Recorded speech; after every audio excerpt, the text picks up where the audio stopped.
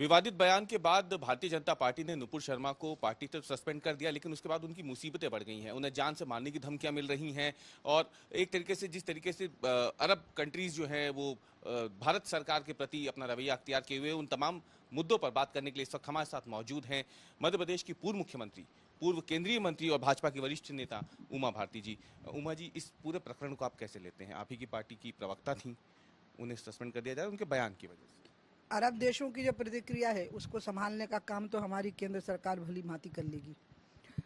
जो उसने भूल की नूपुर ने कि पार्टी लाइन और नीति जो होती है उससे बाहर प्रवक्ता नहीं जा सकता, तो हमारी पार्टी किसी के लिए नफरत भरी भाषा बोलने के लिए कभी भी कोई स्वतंत्रता नहीं देती और उसके कारण पार्टी ने उस पर जो कार्रवाई कर दी वो उचित है, ठीक है। उसने खेद भी व्यक्त कर दिया है, लेकिन उसके बाद दीदी उसके धमकियां उसे मिल। अब जो आगे चिंता का विषय आ गया है कि उसके सिर पे 1 करोड़ का इनाम, तो मैं देख रही थी जूतों से जैसे उसका फोटो रौंदा जा रहा है और जिस तरह से उसको धमकियां मिल रही हैं, इस पे तो हिंदू और मुस्लिम दोनों समुदाय के मुख्य लोगों को इस पूरे कृत्य की निंदा करनी चाहिए और इस बारे में उसको जितनी आवश्यक हो सके उतनी सुरक्षा देनी चाहिए। मैंने अभी एक जगह और बात करते हुए कहा कि उसकी इसके कारण we can not throw her to wolves, हम उसको भेड़ियों के झुंड की तरफ नहीं फेंक सकते, इसलिए उसकी सुरक्षा पूरी करनी चाहिए।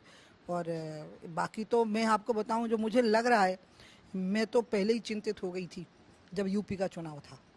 यूपी के चुनाव में शुरुआती दौर में ही जिस तरह से जाति धर्म के नाम पर नफरत, गाली गलौज, नीचा दिखाना वही मुख्य मुद्दा हो गया, तो मैं समझ गई थी कि प्रधानमंत्री जी ने जो राह दिखाई, मोदी पहले नेता हैं भारत के जिनने हमारी हर समस्या का समाधान किया। देखिए, अभिनंदन वर्धमान वापस मिला, 370 हटी, ट्रिपल तलाक पर शांति रही, राम मंदिर के निर्माण के शिलान्यास में शांति रही, उनने सारे मुस्लिम राष्ट्रों के साथ बहुत अच्छे संबंध। मोदी जैसा नेता तो भारत में तो क्या दुनिया के देशों में नहीं हुआ होगा।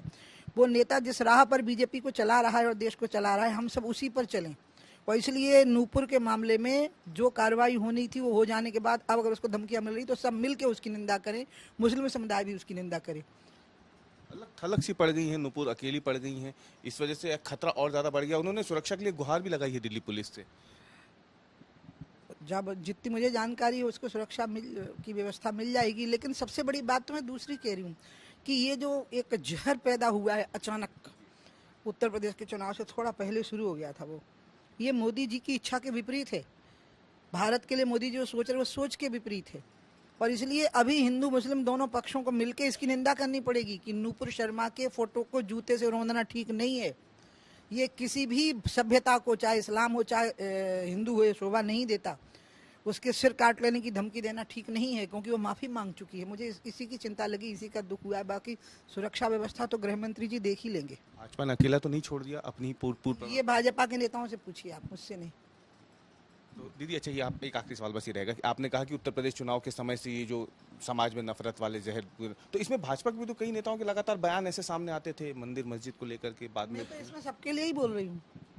मैंने ये कहा कि अमुक पार्टी नहीं। मैं तो बहुत भयभीत थी और चिंतित थी, क्योंकि हमारे मोदी जी ने जो लाइन पकड़ी और जिस तरह से देश को अपने साथ लेके चले हैं साहब, डिमोनेटाइजेशन हुआ, जीएसटी आई, मतलब आर्थिक क्षेत्र में जो प्रगति हुई, राजनीतिक क्षेत्र में जो प्रगति हुई, सामाजिक क्षेत्र में जो प्रगति हुई, उसमें पूरा देश उनके साथ खड़ा रहा है और ये बहुत कम हुआ है दुनिया के और किसी देश में। तो भाजपा के एक एक कार्यकर्ता को संभल के रहना है कि हमारी जो 140-50 साल की तपस्या का फल है, इस पे हमें कूड़ा नहीं फेंकना है, हमको बहुत संभल के रहना है। यूपी में हम संभल के नहीं रहे, बहुत गलत हुआ है।